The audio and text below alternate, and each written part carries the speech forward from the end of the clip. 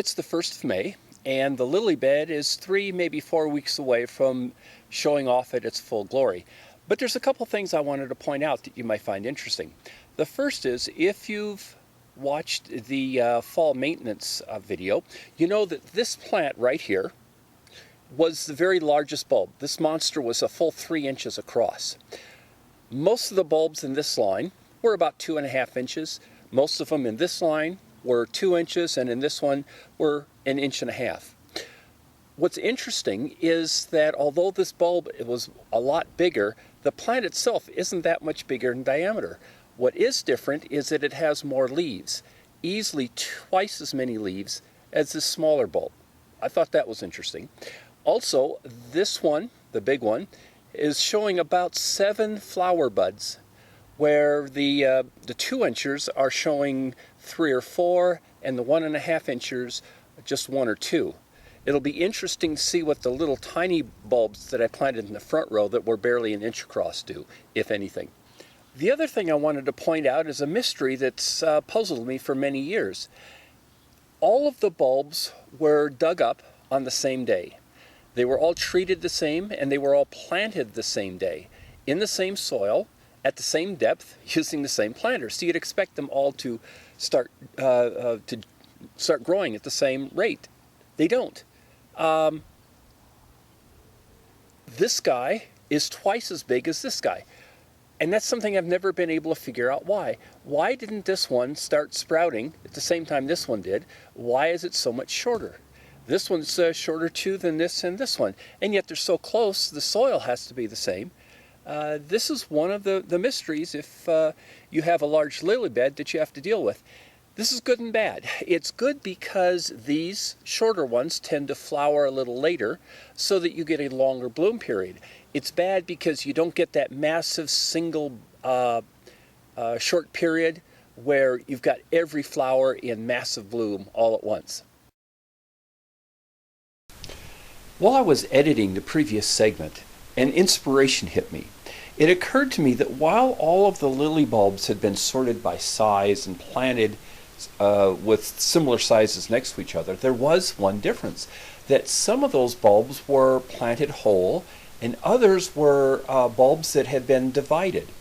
They were the same size, but some of them had been broken off of a larger bulb, and perhaps that breaking off process damaged the core where the roots come out. That might be the reason why some of them grow slower than others. If that's the case, I can find out next fall.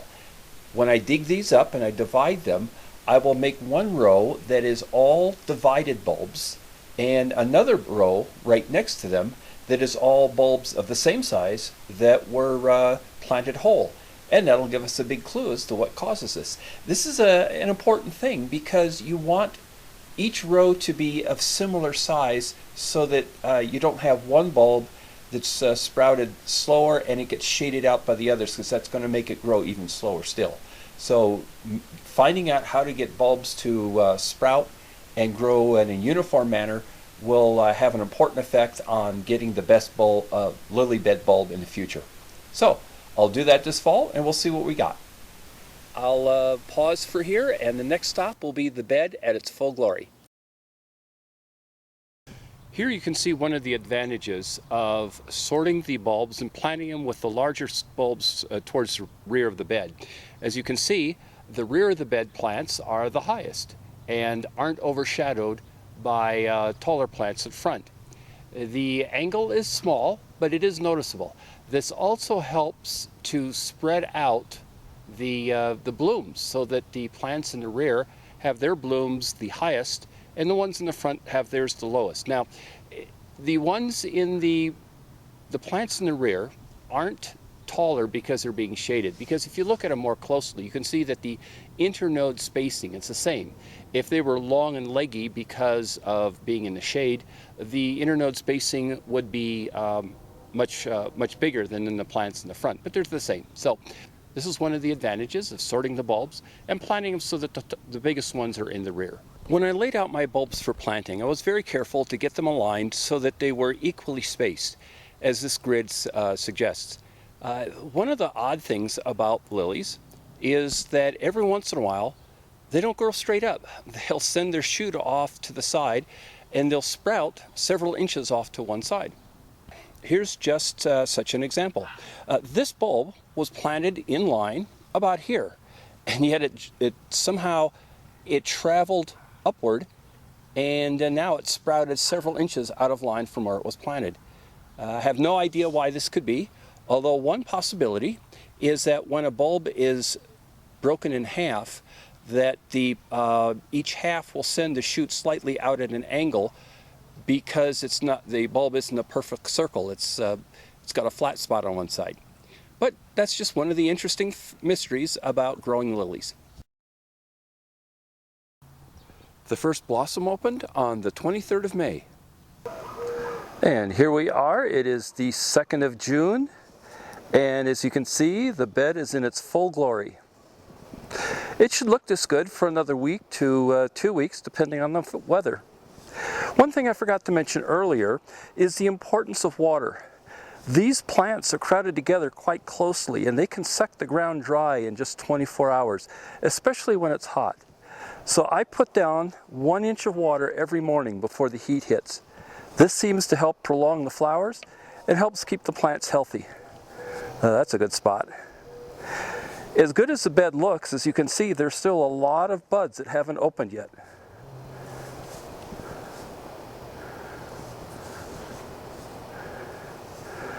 As I mentioned before, the bed is 65 feet long, so it takes a little while to work our way all the way down it. Well, that's a bright spot.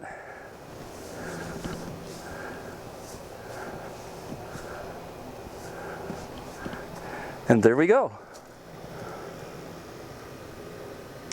Only about 1 out of every 10 of the small 1 inch bulbs planted in the front row are producing flowers. But that doesn't mean that they're a waste of time. Each of these bulbs will grow over the ensuing year, and by next year, replanted, they should be producing their fair share of flowers.